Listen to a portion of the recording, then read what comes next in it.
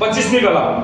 હું જુવાન હતો અને હવે ઘરડો થયો છું. હવે હું ઘરડો થઈ ગયો છું. ન્યાયને તજેલો હું ન્યાયને તજેલો. તેના સંતાનને ભીખ માંગતા મેં જોયા નથી. તેના સંતાનને ભીખ માંગતે મેં જોયા નથી. બાઇબલ બતાવે દાઉદ પ્રભુનો સેવક એમ કહે છે, હું જુવાન હતો અને હવે હું ઘરડો થઈ ગયો છું, પણ તેના સંતાનને મેં કદી ભીખ માંગતા જોયા નથી.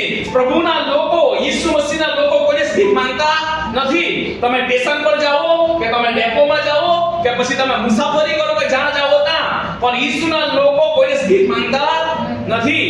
એમ નથી કહેતા કે દે દે કુછ બાબા, દે દે કુછ દે દે બાબા, એવું બોલે કે આપણે લોકો.